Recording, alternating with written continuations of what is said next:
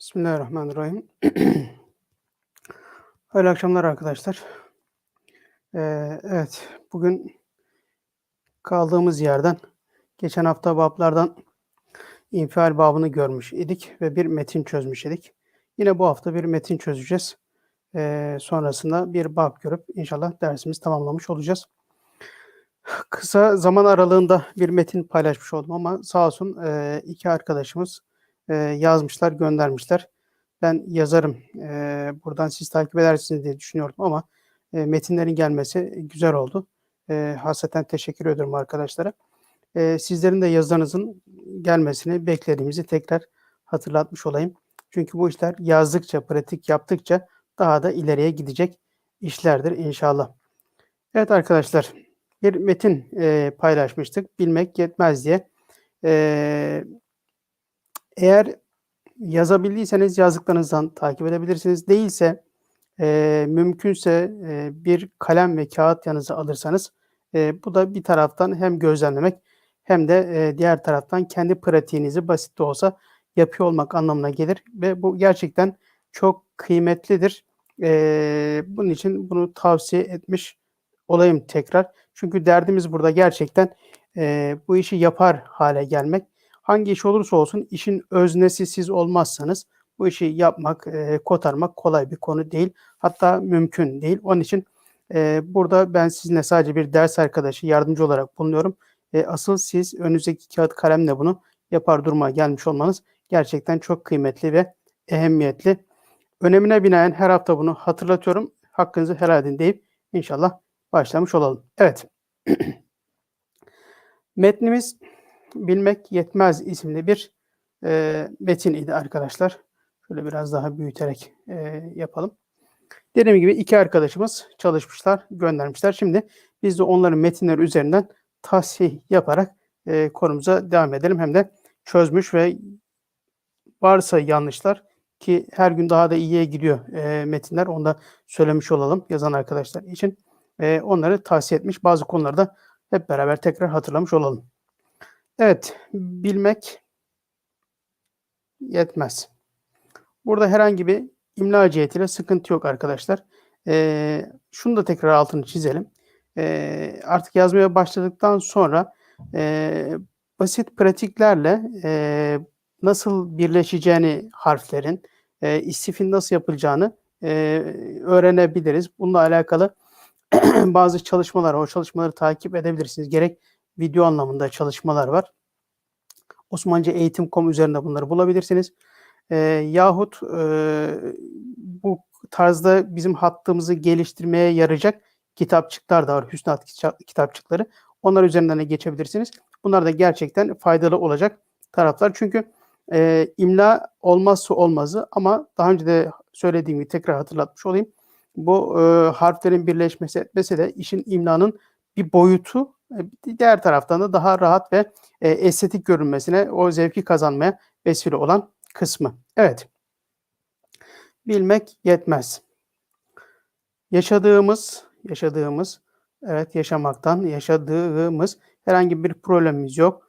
Burası açık hece olduğu için okutucu gelmiş, önemli. Ve diğer türlü bakın ek almaya devam ettiğinde herhangi bir okutucu gelmiyor. Kendinden sonraki harfi birleşmeyen harflerden olmadığı için ve dolayısıyla bir sıkıntı yok.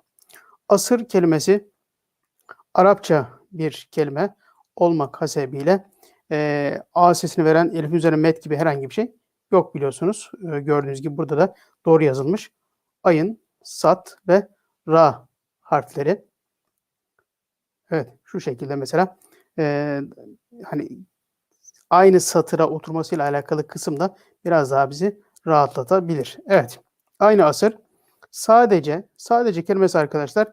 Sade kelimesi belki başlı başına yazılmış olsa bu tarzda H koyalım ama genel itibariyle koysak da belki olabilir ama lügatlerde de metinlerde baktığınızda H harfinin burada olmadığını görürsünüz. Biz de kullanmazsak güzel olur. Evet. Yaşadığımız asır sadece bilmenin, bakınız gayet güzel, mastar, bilmek, bilmenin. Dolayısıyla şurada da ne var? Sondaki ın inler şu şekilde nazanlunla gösteriliyor. Bu 3 noktayı koymak zorunda değilsiniz. Biz bunu okumaktan gelen yani siyak sibaktan çok rahat bir şekilde çıkarabiliyoruz. Osmanlı Türkçesinin de belki en güzel taraflarından bir tanesi şu. Beyin sürekli aktif, sürekli çalışıyor. Ne olduğunu, ne geleceğini, bunun bu tarzda gelirse kef mi, nazanlun mu olacağını da sürekli çalıştırmış oluyorsunuz. O da beyin faaliyeti açısından gerçekten kıymetli bir tarafı.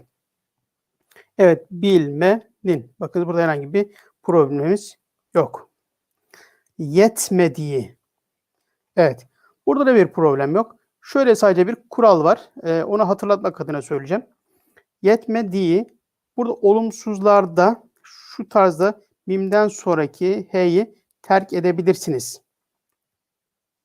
Yani şöyle yazabilirsiniz. Şart değil, yazabilirsiniz. Sadece bu şerhi söylemiş oluyorum. Ve dolayısıyla burada bir problem yok. Onu söylemiş olduk.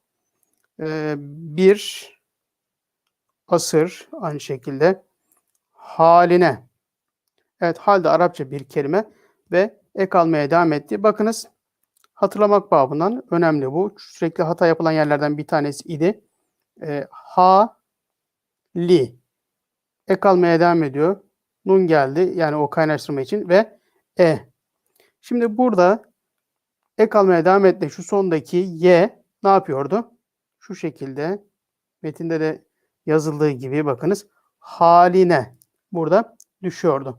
Yani kendisinden sonraki harfe birleşen, birleşmeyen. Bu ayrımı yaptıktan sonra zaten 6-7 kelime harf var. Bunları ezberleyip bileceğiz. Bir de eğer kendisinden sonraki harfe birleşmeyen harfse bulunduğu hece açık mı kapalı mı?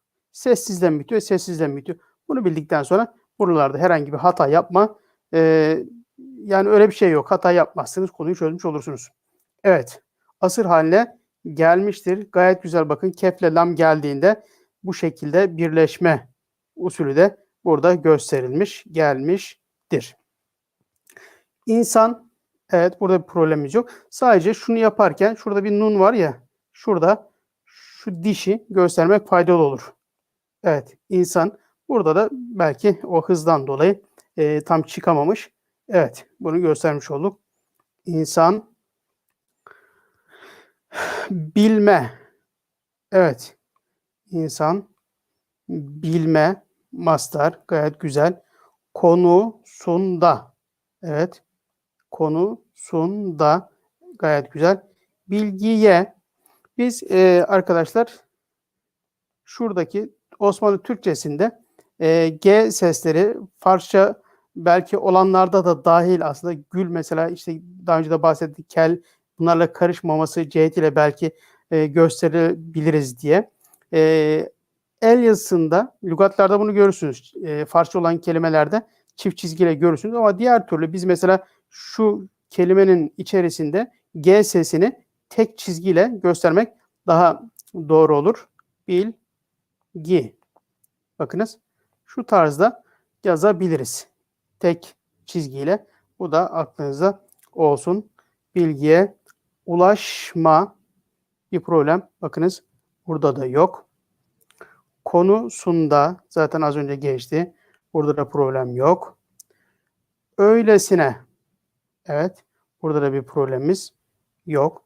Şunu şu tarzda yapabiliriz. Sadece bunu söyleyelim. Öylesine. Evet. Tarifsiz. Şuraya noktamızı koyalım. Tarif. Daha önce gördük biliyorsunuz. Tef'il babında bir kelime. İrfan'dan gelen bir kelime. Ayın, R, F harfleri tef'il babına girdiğinde bakınız. Bu şekilde başında T ve ikinci harften sonra Y ile beraber gelmiş oldu. Ek geldi siz, tarifsiz. Evet. Bir kolaylık. Var mı, sıkıntı yok. Ne var burada? Bakın O sesi olduğu için, kalın olduğu için kaf geldi. Arkası lık da yine kalın olduğu için kaf geldi. Mesela güzellik deseydik kef gelecekti. Evet.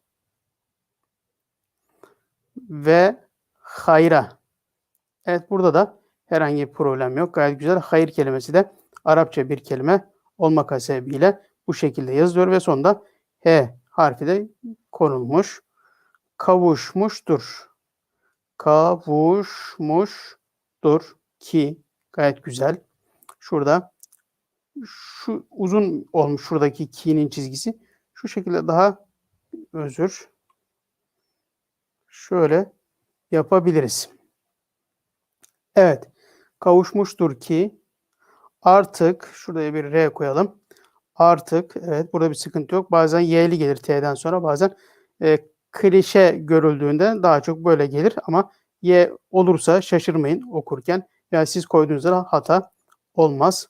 Bir bilgiye yukarıda kefle ilgili konuyu söylemiştik. Evet. Bakın şurada gayet güzel kural uygulanmış. Neydi o kuralımız? Bir kelime y ile bitiyorsa, y ile başlayan bir ek almaya devam ettiğinde ne yapıyorduk? Bu iki y'nin arasında bir boşluk bırakıyorduk. Yani o iki y birbirine ne yapmıyordu? Birleşmiyordu. Ancak nerede?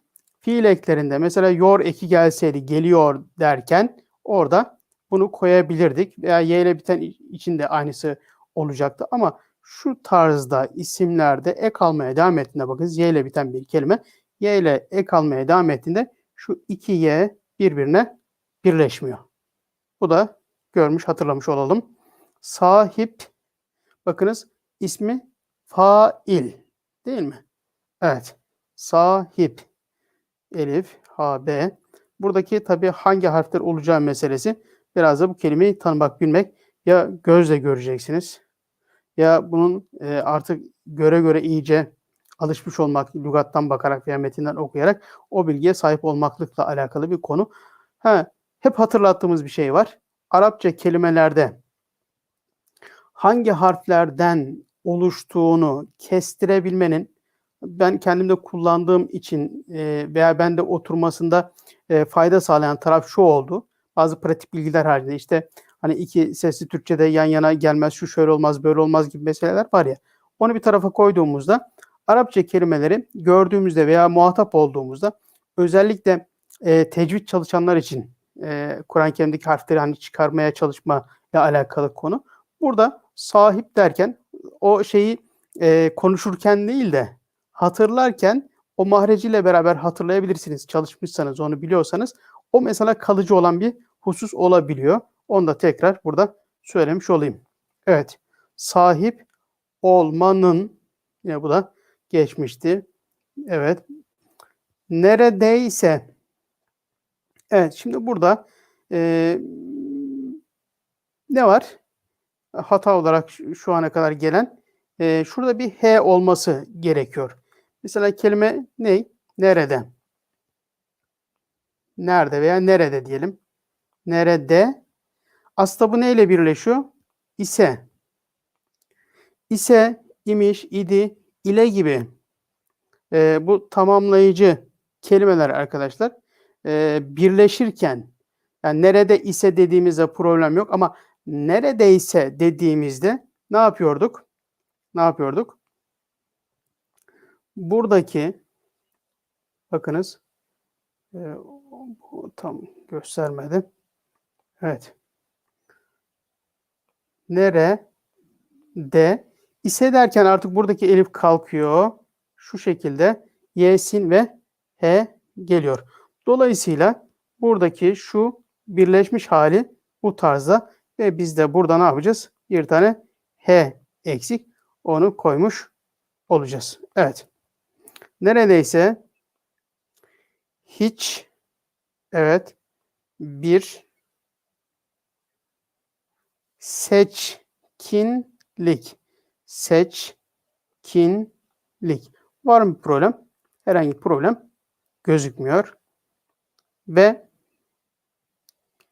fark. Burada işte bakın el oturmasıyla alakalı kısım ortaya çıkıyor. Mesela bunu daha çok ilk baktığımızda dat harfi gibi görebiliyoruz. Dolayısıyla belki hani metin okurken bunun fark olacağını çıkarabiliyorsunuz. Metin hafızamda yok benim buradaki Latin harfli metin ama okurken bunun bu tarzı olacağını görebiliyorum. Dolayısıyla mesela buradaki dark dediğimizde mesela şu tarz yazdığımızda şöyle yazılacakmış gibi gözüküyor. Bakın aşağı yukarı şu data da ne yapıyor? Benziyor. Halbuki nasıl olması gerekiyor? Şöyle bakınız. Fark. Bu elin oturmasının böyle faydaları arkadaşlar olacaktır. Fark oluşturamadığı oluştur. Bakın dal yere. Bütün dır, dir, tır, tir, tur, tür hepsi neyleydi arkadaşlar? Ettirgen eki, tır, tir, tur hepsi dal, ye, re harfiyle ne yapılıyordu? Gösteriliyordu. Dolayısıyla burada herhangi bir sıkıntı yok. Devam ediyor oluşturamadığı. Burada da problem yok. Sadece yukarıda söylediğim az önceki mesele buradaki olumsuz da orada m'ydi. Burada ma. Ne yapabiliriz? Şurada göstermiştim. Yetmediği derken. Burada da oluşturamadığı. İsterseniz bunu şu şekilde yapabilirsiniz. Elif'i terk edebilirsiniz isterseniz. İstemezseniz bir problem yok. Oluşturamadığı herkes tamam. In geldi. Herhangi bir bakın orada neye ihtiyaç yok? Okuyucuya ihtiyaç yok. Malumudur. Evet. Malum mef'ul kalıbında bütün sülasi mücerretlerin failleri fail. Az önceki sahipte şurada gösterdiğimiz gibi sahipte fail olarak gelir. Bütün ismi mef'ulleri de burada malumda olduğu gibi malum tarzında gelir. Malumu yazdık. Şöyle bir kuralımız var.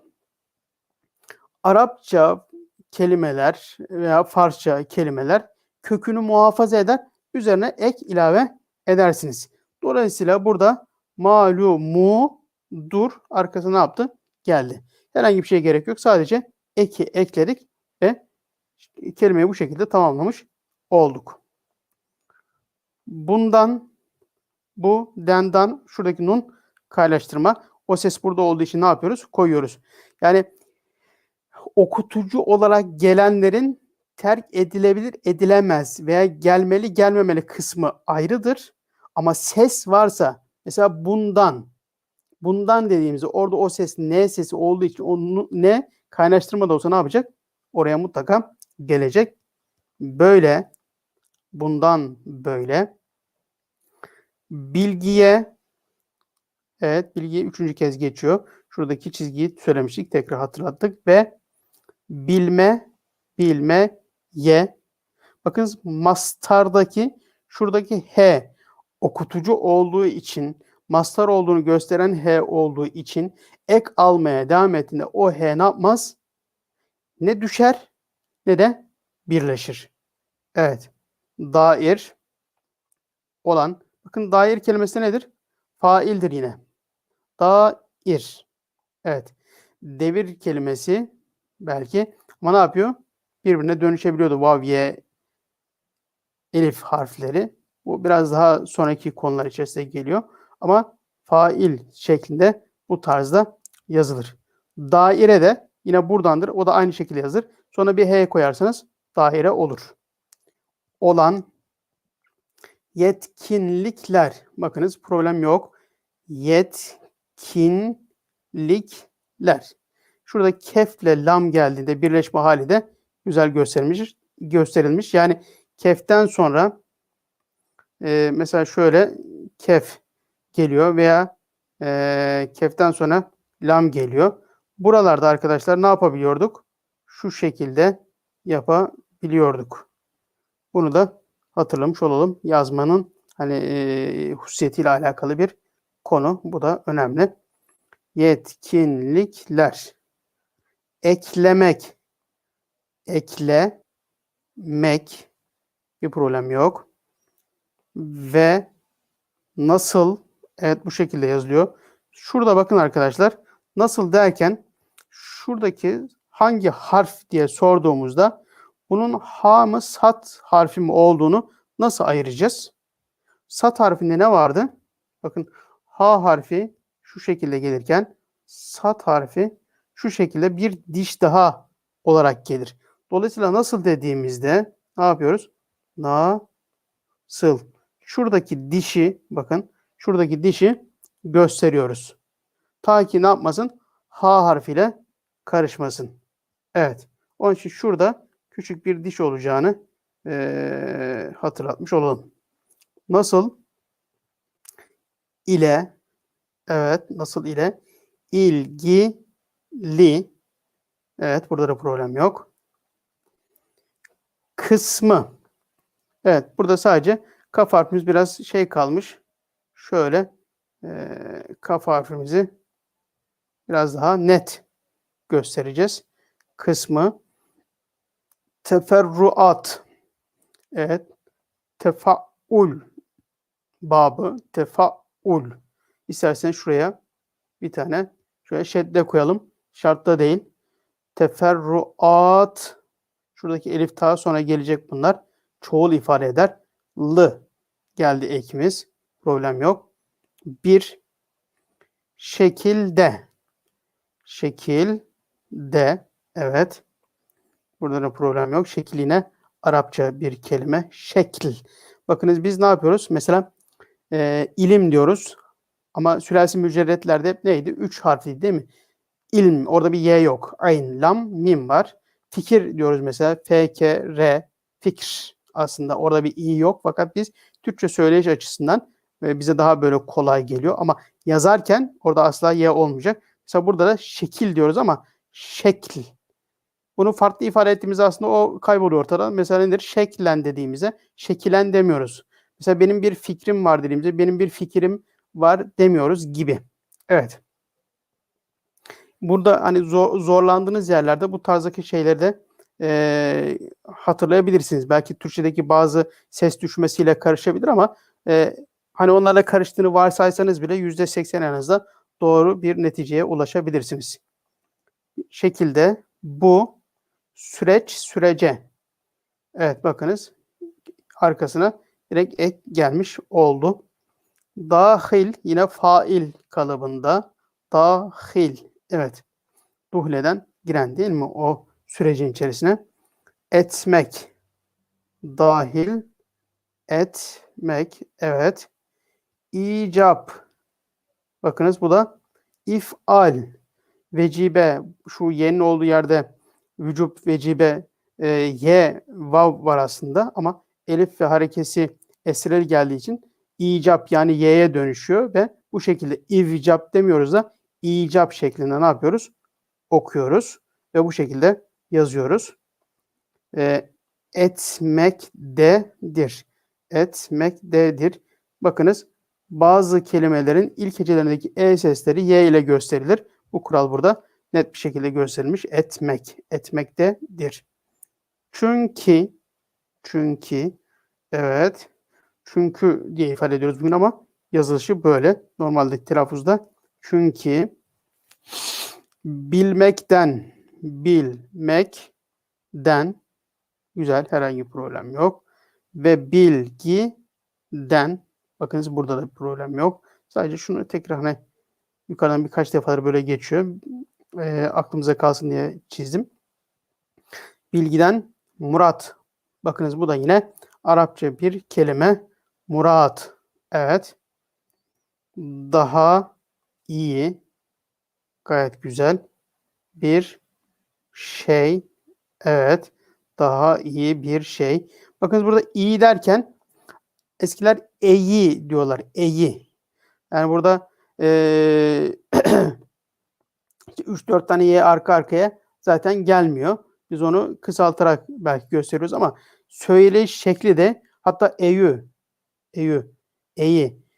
diye söylendiği için ne yapıyoruz? Biz direkt şu şekilde iyi diye yazıyoruz. Ya bunun birisi i'yi okutan işte bir tane daha y'ye ihtiyaç var derseniz öyle bir durum yok.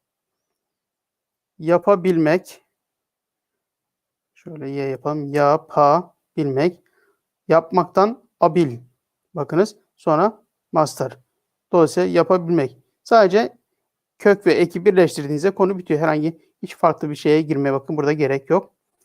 Daha iyi biri olmak. Evet. Herhangi bir şey var mı? Yok. Mekmak olduğu için bazen şu karıştırılabilir. Şu şekilde yazabilir. Riz. Değil. Niye? Çünkü mek nasıl? Şu tarzda direkt yazılıyor. Bundan dolayı şöyle yazmak yanlış olur. Onu da hatırlatmış olalım. Evet. Arkadaşlarımızdan bir tanesinin yazmış olduğu metin bu şekildeydi. Diğer arkadaştan gelen metni de alalım. Şimdi onun üzerinden gidelim. Evet, şurada kalmış olduk. Yapabilmek, daha, evet, iyi biri olmak. Bakınız gayet güzel, net, hatta oturmuş vaziyette. Göz anlamında da biraz daha zevki geliyor. Daha oturmuş oluyor. Ve daha mutlu. Burada bakınız ne var? Mutlu. Herhangi bir sıkıntımız burada yok.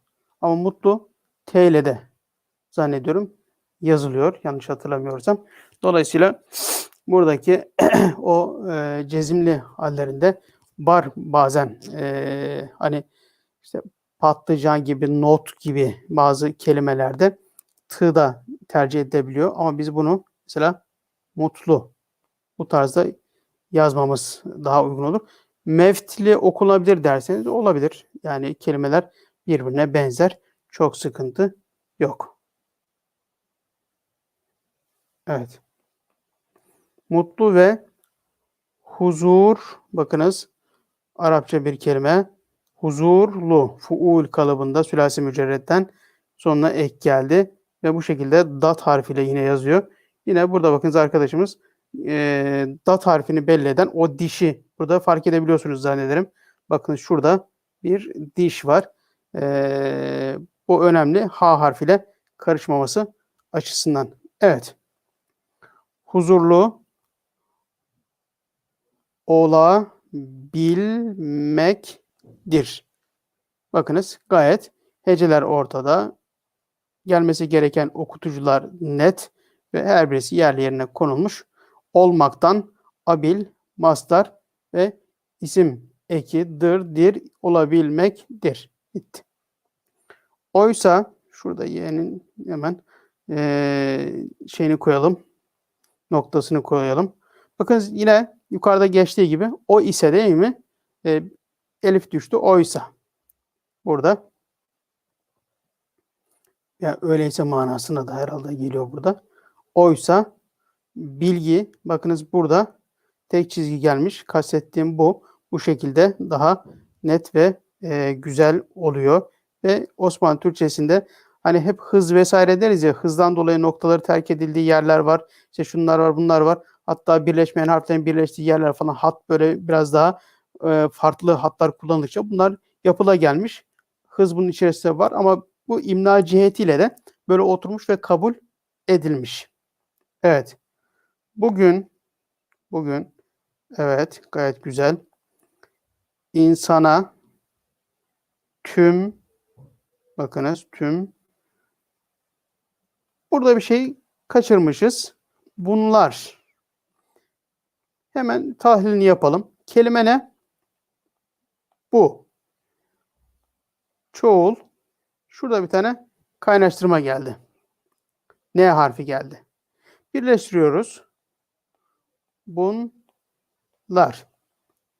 Yani burada hani kelimenin içerisinde mesela en, bin gibi, deniz gibi bazı kelimeler var. Türkçe asıllı kelimeler ve onların içerisindeki n sesi nazal dediğimiz kefle gelebiliyor. Bu onlardan değil çünkü kelimenin kökü bu. Nazalın başka nerede geliyor? Tamlamalarda, işte ın, in vesaire. Bakıyoruz kelimenin sonunda da değil. Mesela bunların deseydik sonra nazalın gelecekti. Ama orada mesela nazalınla kafamız karışmış veya nasıl bir düşünce geliştiyse bu gelmiş buraya. Bunu şunun için söylüyorum detaylı. Bunlar muhtemel şeyler olacaktır. Hani başta söylediğim Osmanlı Türkçesini yazarken gerçekten hani kafanız sürekli uyanık, müteyakkız olmak durumundasınız. Çünkü yazarken bunun şuradaki mesela detaylandırdığımız konuyu siz aslında düşünüyorsunuz demektir. Şuradaki bakın yukarıdan beri yazıda gelen, doğru yazıda gelen şeyler görsel hafızanızda vardır. Eyvallah ama onu kütüphaneden seçip alıp hangisi olduğunu bilmek de yine o düşüncenizin yani kafanızın uyanık olması lazım ki onu tercih edebilirsiniz. Onu yapabilirsiniz. Bunun uyanık olduğu anlamına geliyor. Burada dalabilir insan, olabilir. Fakat şunu biz açıklamak durumundayız ki bunu yazarken şuna da dikkat edelim. Bu da bizi yine bir sonraki yazarken müteyakkız tutacak konulardan bir tanesi. Bu da önemli. İçün gayet güzel. Burada şunu söyleyebiliriz. Şurada bakınız. Bir diş var. Şöyle bir şey daha geldi. Bir diş daha geldi. Dolayısıyla şu Y. Peki şuradaki diş ne? Burada bir diş var. Bunun için ne yapıyoruz? Şöyle yapıp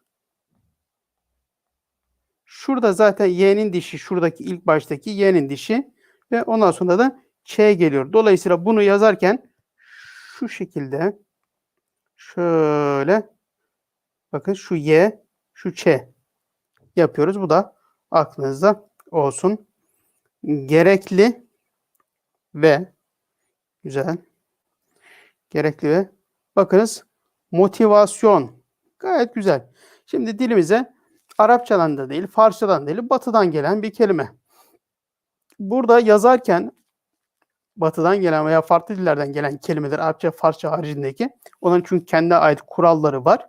Ama bu tarzdaki kelimeler Türkçe imladaki kurallar uygulanarak yazılıyor.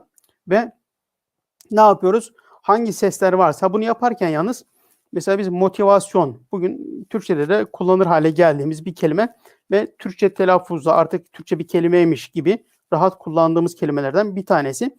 Ve dolayısıyla Türkçe görüp o kelimeyi tamamen oradaki gerekli olan okutucuları koyup ona göre yazmış oluyoruz. Diğer türlü kelimelerde ise mesela Shakespeare dediğimizde hani şimdi burada SHE işte bilmem ne falan veya speaker dediğinizde işte speaker, SPAKER falan gibi şeyler gelecek. O tarzda değil. Speaker dediğinizde mesela İngilizce yazıyoruz. İngilizce Osmanlı Türkçesiyle yazıyoruz. Mümkün, mümkün. Mesela speaker diye telaffuz ediyorsak özür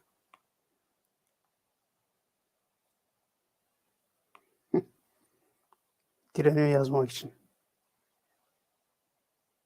Mesela burada kır derseniz şöyle speaker.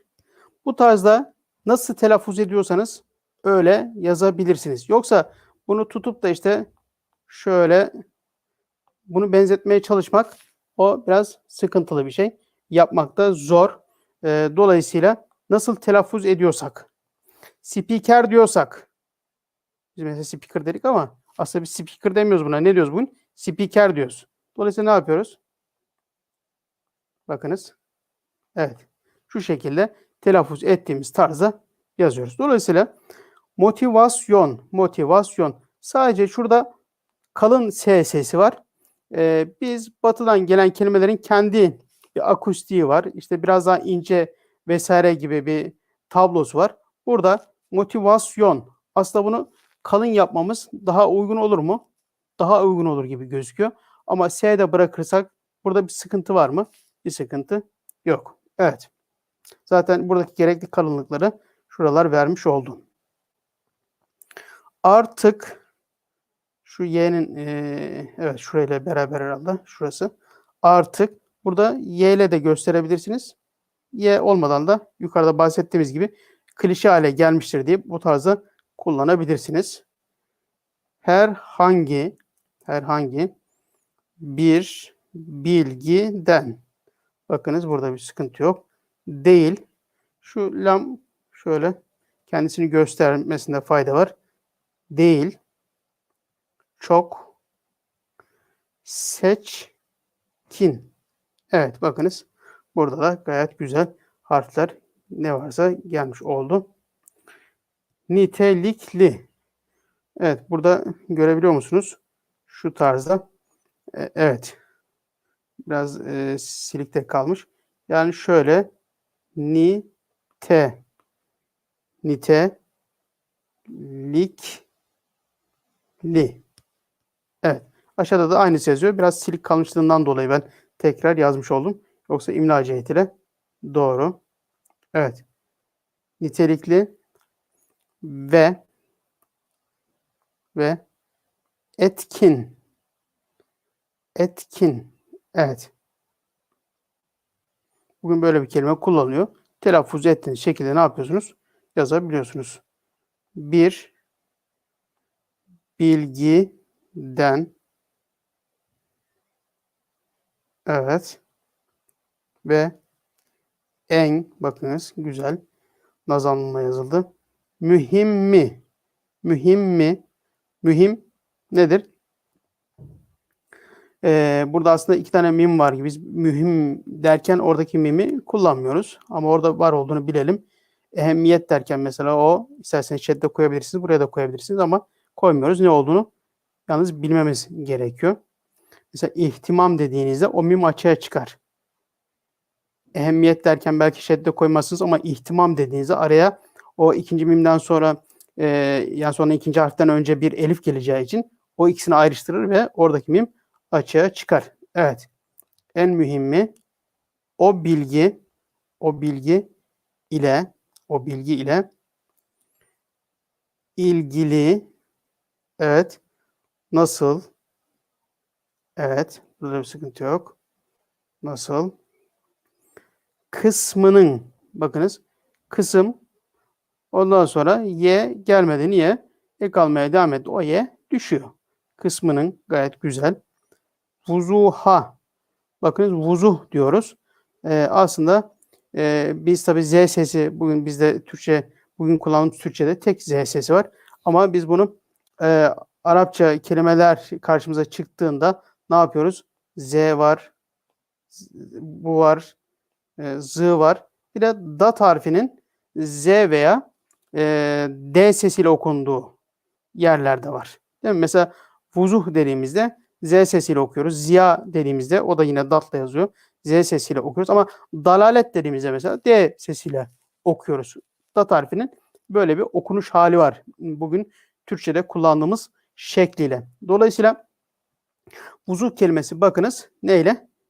Datla yazıyor. O Z sesini karşılamak ve aslında bu olaraktan geliyor. Bunları hani üzerine duruyorum.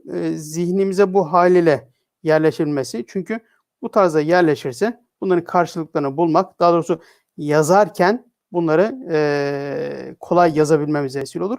Bir de kelimenin hani hep Arapça ile alakalı kısma geldiğimizde onun geliş şeklini, nereden geldiğini, nereden türediğini, hangi harfler geldiğini, hangi kalıplara girerse nasıl şekiller aldığını bilmekten bahsediyoruz ya sürekli. Bunu bildiğimiz andan itibaren ne yapacaktır? Bu karşımıza açık, vuzuh, vazı bunun manasıyla beraber bildiğimizde izah dediğimizde de bu şekilde mesela dat harfiyle ve ha ile yazacağız. İşte vuzuh dediğimizde de vazıh dediğimizde de efendime söyleyeyim bunlarla ne yapmış? Yazmış olacağız. Bu açıdan önemli. Dolayısıyla yani biz işte şu Z seslerinin hangisini bileceğiz? Biliriz yani bu bir süre sonra hangi kelimenin mesela lezzet dediğimizde ne yapıyoruz? İlk etapta aklımıza gelmeyebilir belki. Hangi Z? Çünkü bir Z sesi var ama hangisi o? Bunu ancak neyle? Telaffuz ederek. Mesela lezzet derken benim dilim bir taraftan pelteye doğru gidiyor. Yani dişlerimin arasına doğru kayıyor. Ben onu oradan çıkarabiliyorum. Veya lezzet dediğimde o kelimenin fotoğrafı zihnime geliyor. O sürekli karşılaşmaktan kaynaklı bir tablo. Dolayısıyla zihnimize kalıcı kılmak adına nasıl bir yöntem belirleyebiliyorsak o bizim için önemli olacaktır. Hani bunun vuzuhun ya hangi şartta bu şekilde gelir diye öyle bir matematiği şu an yok. Öyle bir şey kuramayız. Ancak Arapça mıdır, Farsça mıdır, Türkçe midir ayrıştırmasıyla alakalı belki bir kısım şeyler söyleyebiliriz. Az önce söylediğim %20-80 oranındaki belki değişiklikle bunu yapabiliriz. Ama onun haricinde ne yapmak gerekiyor? Bu kelimeyi tanımak, onunla tanış olmak gerekiyor. Veya işte bir şekilde o hatırımıza geldiğinde hani bir diyelim ki yiyeceği hatırladığınızda tadıyla beraber değil mi? Hatırınıza gelebiliyor. Dilinizde onun hani zihninizde, hafızanızda resmini görürken diğer taraftan da ne yapabiliyorsunuz? Onun tadı dilinize geliyor. Hatırada böyle bir şey var. İnsan hususiyeti olmak hasebiyle. Dolayısıyla Kelimeler de aslında böyle. Yani size görüntüsü bir taraftan gelecektir veya o telaffuzuyla alakalı çalışma yapmışsanız onun nasıl olacağıyla alakalı kısım yine ağzınıza gelecektir ve herkese. Diğer taraftan da eliniz onun nasıl yazılacağıyla alakalı kısmı da bir taraftan aslında kafada ne yapar? Üretir. Onu yazmaya başlar. Evet. Vuzuha kavuşturulmasından. Evet. Şimdi kavuşmak tarzında eski lügatlarda var. Bu şekilde yazmakla beraber kavuşmak dediğimizde biz şu şekilde de yani V sesi bir tanesi V sesi, diğeri de okutucu V sesi olarak V harfi olarak gelir ve kavuş diye vav iki vavla yazabiliriz veya kavuşmak tarzında bu yine yazabiliriz. Niye? Çünkü bizim lügatlarımızda bu tarz karşılığı var. İmlası böyle oturmuş. Bu bizden hariç bir şey değil ama bugünkü telaffuz cihetiyle bu tarz yazabilir miyiz? Evet, onu da yazarız. Onda da problem yok. Kavuşturulmasında burada bakınız bir il koymamız gerekir. Kavuşturulma olumsuz olmadığı için A sesi de olsa ne yapıyoruz burada?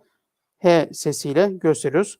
Ama sından kavuşturulmasından evet bir sıkıntı yok. Alabileceğiz.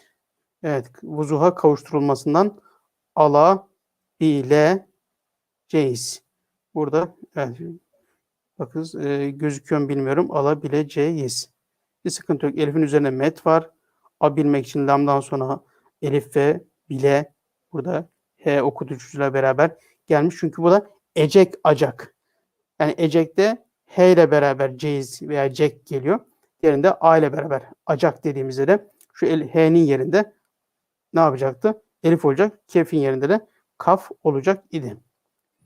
Evet, harekete geçiremiyorsa şöyle evet gayet güzel, herhangi bir sıkıntı yok. Bilgi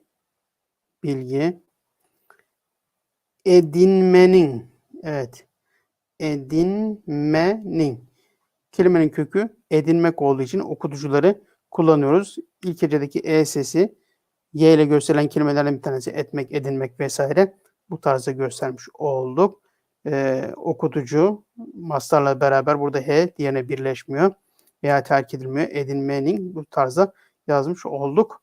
Davranış evet. Değişikliği. Evet, gayet güzel. Değişik, lıklik ek geldi. Sonunda Y harfi geldi. Burada da bir problemimiz yok arkadaşlar. Sağlayamıyorsa. Evet, sağlayamıyorsa da diye yazabilirsiniz veya mıyorsa diye bu şekilde de yazabilirsiniz. Ya sağlayamıyor, olumsuz ya. Buradaki şey. Evet, şöyle. Bu tarzda da gösterebilirsiniz. Bilginin nasıl evet güzel bir faide bakınız. Fayda diyoruz ama fayda faide sinden güzel. Söz edebiliriz ki ve soru işaretli bakınız. Yine ters olarak buraya gelmiş oldu. Gayet güzel. Söz edebiliriz ki. Evet arkadaşlar. İnşallah istifadeli olmuştur. Arkadaşlarımıza tekrar teşekkür ediyoruz. Metni kısa bir zaman içerisinde yazıp bize göndermiş oldular. Beraberce tahlil etmiş olduk. Gayet az hatayla görmüş olduk. Sadece bilgilerimizi tazelemek açısından aradaki o kuralları tekrar hatırlamış olduk bu vesileyle. Ama hakikaten zaman hızlı geçti ve 45 dakikayı da doldurduk. Dolayısıyla bu akşam da bu kadar diyeceğiz. Şey kısmına geçmeyeceğiz. Bablar kısmına geçmeyeceğiz. Metni çözmüş olduk. İnşallah haftaya yine bir metin paylaşırız. Sizler de ne kadar çok arkadaştan gelirse o kadar çok değerlendirme şansı olur diyelim. Ve hep beraber istifade ederiz. Evet. Teşekkür ediyor. Hayırlı akşamlar diliyorum. Tekrar buluşmak ümidiyle, duasıyla Allah'a emanet olunuz.